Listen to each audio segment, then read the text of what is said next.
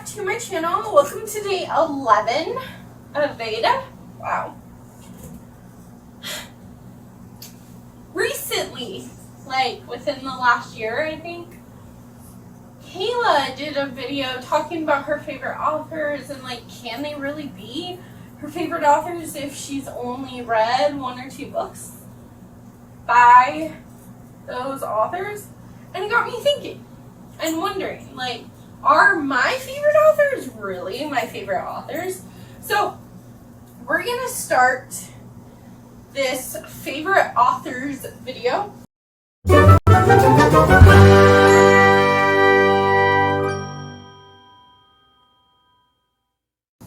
by me showing you the three authors that I always say they're like my go-to as my favorites.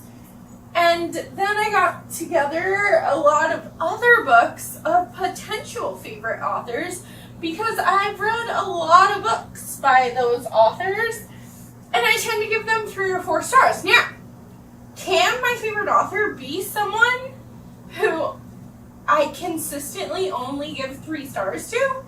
I mean, I like it enough and I gave it like a 3-star, which isn't bad, but you know, it doesn't give me that, oh my gosh, this book is so amazing type. It's just like, yeah, that was okay. It was an average book. It was good.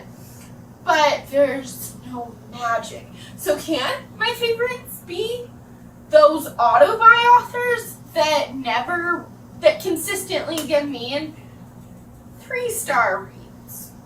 That's something we'll get into. First, let's start with the 3 authors that I always say are my favorites. And we'll see, based on how many books I've read by them and their ratings, if these are really favorite authors of mine. So let's start with my newest favorite. I think, yeah, my newest favorite. I have read 4 books by Christina Lauren, the author duo that is behind the romances like The Unhoneymooners and Love in Other Words. I've also read Roomies and Josh and Hazel's Guide to Not Dating.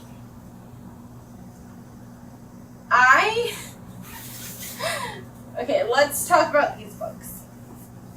These are 2 of, this one mainly is my favorite romance of all time. I've reread this book 5 or 6 times in the past year. I've only started reading romance, specifically this book, on my birthday last year, so April of 2021, and I've read it 5 times already. So it's becoming like a go-to comfort read for me. And I think this book is perfection, so of course it's a 5-star. I guess I read this one first, but Josh and Hazel's Guide to Not Dating. That one's so cute. I've only read it once, and I don't own it, but I wouldn't mind owning it because I could start rereading that one too.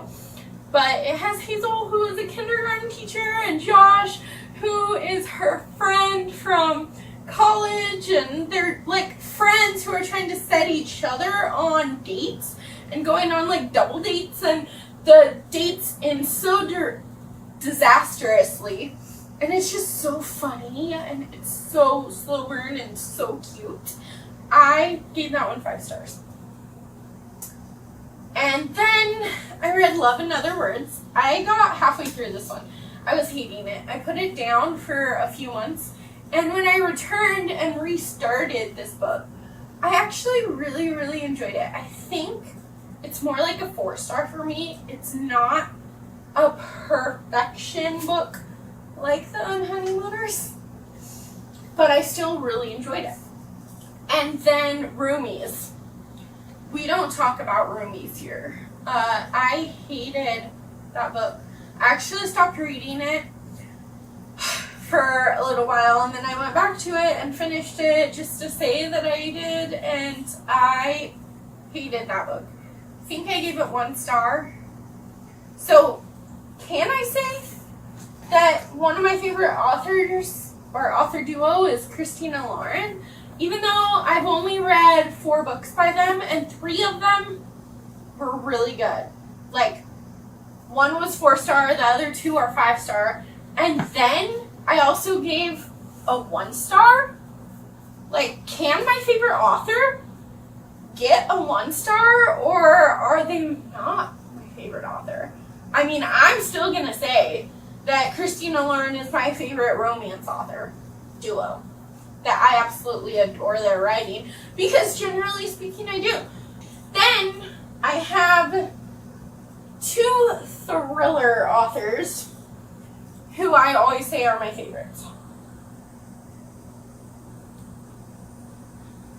Let's start with young adult, because I don't read a lot of young adult, but with this author, I don't care what it is, I will pick it up.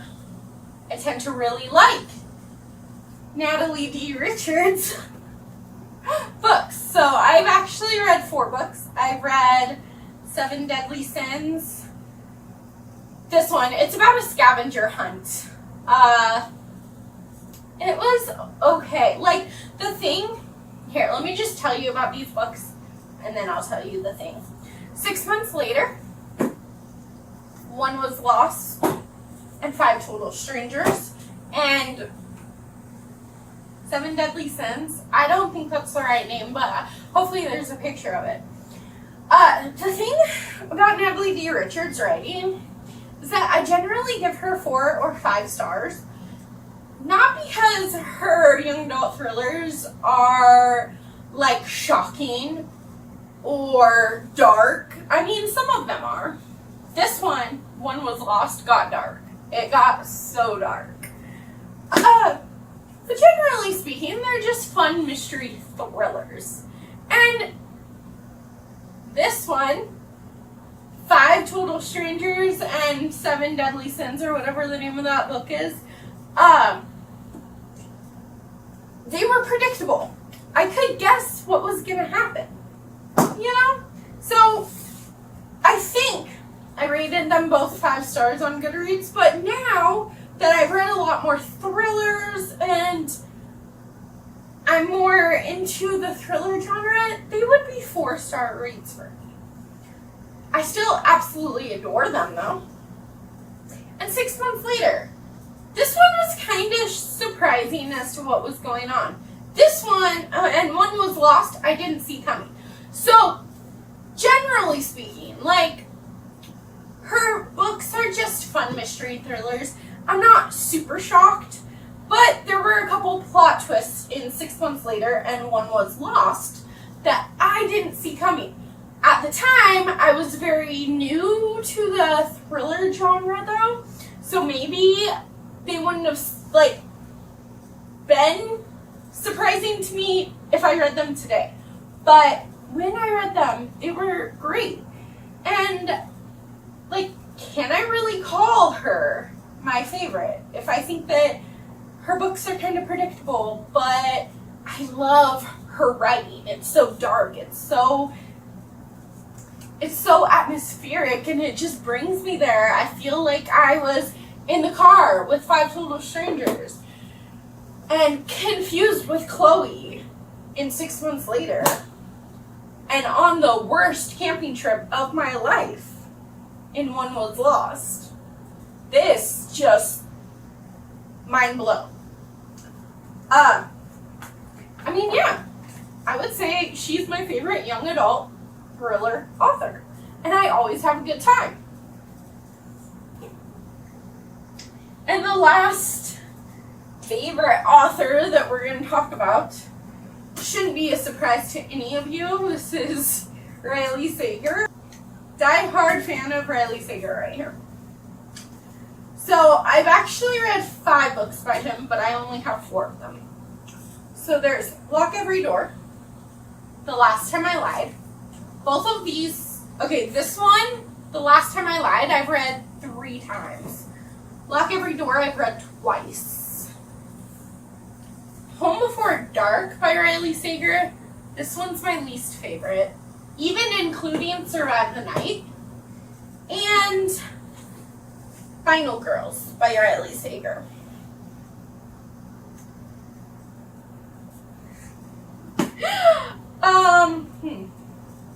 What do I say? I absolutely love Riley Sager's writing. It's dark and atmospheric, and I really love his characters most of the time. There's one that I haven't loved, but that's okay. We'll forgive him. People make mistakes. And the ending of... Okay, let's start with Survive the Night, because it's the one I don't own. I listened to this one on audiobook, and I kind of want to go buy it because, well, I mean, it'll go in my collection, and, you know, it's like Riley Sager. But I hated the ending of that book, and I think that I only gave it 3 stars. 3 or 4, so it might have been 3.5 stars. I think that one was 4 stars, and Home Before Dark was 3 stars because I hated this one so much. Obviously, I didn't hate it because it still got 3 stars because of the darkness and the atmospheric writing and, like, being in the haunted house. Like, I felt like I was there with, oh my gosh, I don't remember this character, Maggie. I felt like I was there with Maggie. So, I don't know. Riley Sager is going to continue to be a favorite. I'm actually hoping to read, I'm actually reading The House Across the Lake by Riley Sager this month, so that way I can read all of his books. Another author that I've read all of her books is it's Simone St. James. There's the Book of Cold Cases, which is her most recent release, which I liked least of all 3 of her books that I read. I gave it 3 stars. It was, like, fine, and I enjoyed buddy reading it, but, like, am I really ever gonna reread it? Probably not. So when I do another big on haul, this one might be on the chopping block. And then I have The Broken Girls by Simone St. James, which, this is my favorite Simone St. James. And I've read The Sundown Motel, which I kind of think if you like Home Before Dark by Riley Sager, then try The Sundown Motel. They gave me the same vibes, but I thought Simone St. James did it better than Riley Sager. Yeah. And then this one is just perfection. So Simone St. James is like the queen of dual timelines because this one, she always has whatever mystery happened in the past and then someone investigating it in present day and, you know, kind of going back and forth and seeing what actually happened. And it's always dark and fun. And can I really call Simone St. James my favorite, though, if I gave one of her books 3 stars and 4 stars for The Sundown Motel and then 5 stars for Broken Girls? Like, can I? Because she's not consistent I'm not consistent with her ratings, but I always like her books, you know? So, I don't know. I would still consider Simone St. James a favorite. I mean, I guess I would consider all of these a favorite author. Okay. Next up on the chopping block, which is, I guess, romance, is Helen Wong. Her writing is so quirky. No one writes like her, and that's what I absolutely love about her books. So, there's The Kiss Quotient, The Bread Test, and The Heart Principle. For me, The Bread Test wasn't my favorite. Not gonna lie, I gave it 3 stars. It was fine. But the character the character work that you get in the Kiss Quotient, just, I didn't feel it in the Bret test. And maybe it's just a me thing, but, like, can I give Helen Wong a space as one of my favorite authors if I gave one of her books 3 stars, 4 stars for The Heart Principle, and 5 stars for the Kiss Quotient? I mean, you tell me in the comments below. And then another romance author that I have recently found, and I've consumed all of her books, but I only own one of them right now. I've consumed all 5 that I know about. All 4. So that's Abby Hemensy. So I read Part of Your World, The Friend Zone, the Happily Ever After playlist, and Life's Too Short. I absolutely love her writing. And her romance books aren't like cheesy romances. Generally speaking, I am really picky about, a lot of things, but specifically romance books, because usually, like, the cheese factor, the fluff factor is so just unbelievable. And I want to read about a regular person, or just a person that I can relate to, and a couple that isn't so, like, unrealistic. Like, grand gestures. Yeah, they're cool. But sometimes in romance books, it's like grand gesture, grand gesture, grand gesture, grand gesture. And I'm like, that's not real life, though. Like, what? Yeah, a promposal, that's super cute. Or, like, you do this really extravagant proposal. Wow, words. Those I love grand gestures. But is it really realistic to do a grand gesture every other page? No, it's not. And these characters are so relatable in her books. And these couples are real life couples. They go through problems. And I just adore her writing. I think I've given all of her books 5 stars, though, so maybe truly she's my favorite author. By the numbers, maybe, but I would read a Riley Sager book before I would pick up a Abby Hemensy book. Unless I was in a romance mood. I've got 4 left, and these are authors who I have recently started reading, and I'm considering favorite author status, but we're going to talk about it. Can I give an author who is consistently a 3-star, like, favorite status? Because she's never really wowed me, but her books are kind of comfortable and atmospheric, and I like the comfort of going home to her writing. And that is Megan Miranda. So this is All the Missing Girls. This one I have read.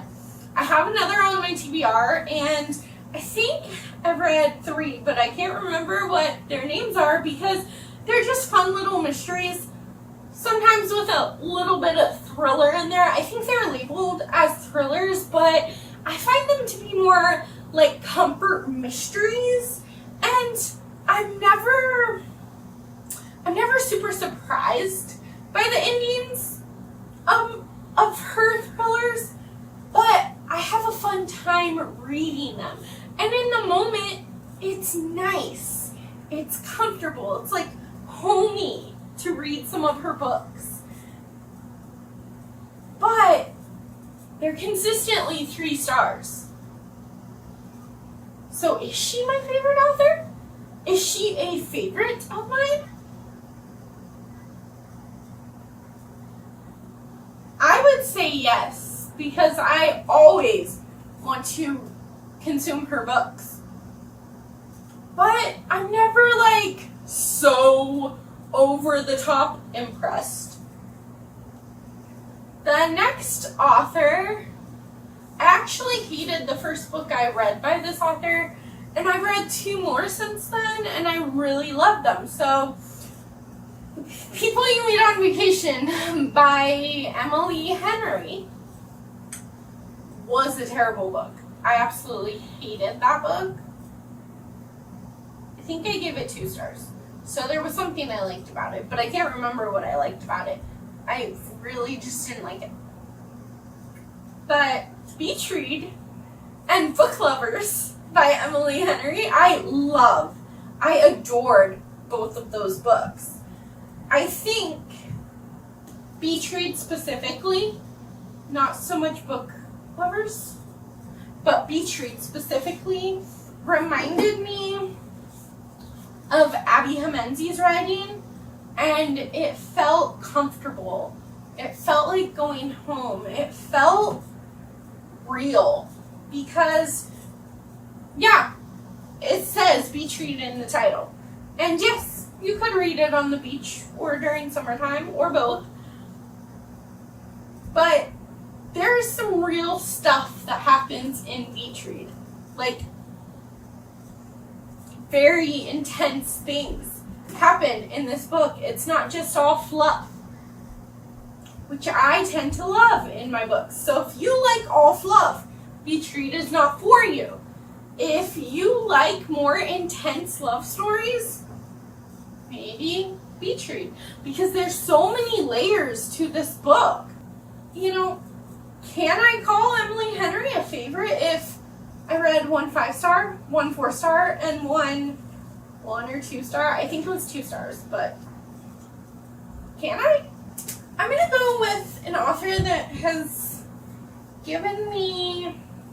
I found both of these books predictable, but fun. And, you know, I think that's okay to have an author that makes predictable but fun books. Natalie D. Richards, Megan Miranda, you know? Now, do I need to keep all my Megan Miranda books? Probably not. Am I ever going to reread them? I don't know. What about Natalie D. Richards? Am I ever going to reread these? I kind of get like the fun thriller vibes, but like I find them predictable and kind of I liked the characters in The Wife Upstairs. I hated the characters in Reckless Girls. I liked the world building in Reckless Girls because it takes place in our world, but it's like a deserted island type thing, and that was so much fun. This one mostly took place in like a suburban house, like suburbia. I don't typically love those. I didn't love that place, but something that's consistent in both of the Rachel Hawkins books that I've read is her writing. Her writing is on point, and it leaves me just wanting to consume it all at the same time. But I've only read 2 books by this author, so can I really consider her a favorite? You tell me.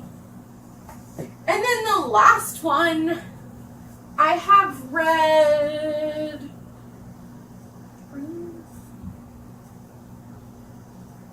3 books by this author.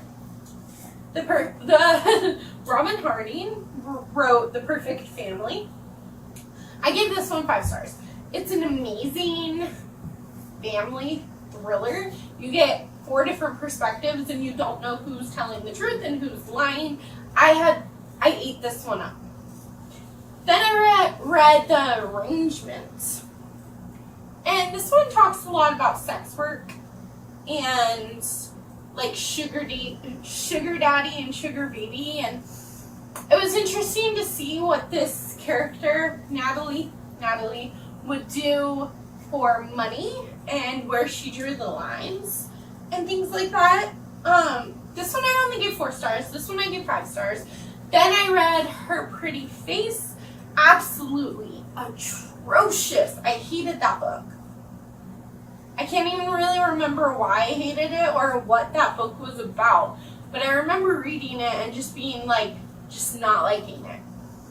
So, can I consider Robin Harding a favorite if I gave one book 5, one book 4, and the other book 1 star? I don't know. But these are the authors that come to mind when I think of my favorite author. Let me know in the comments below who your favorite author or authors are. And don't forget to smash that like button and subscribe to my channel if you're new around here. I will be posting a new video every day in August. So please turn on your little notification bell so you don't miss any of them. I will see you guys later. Bye.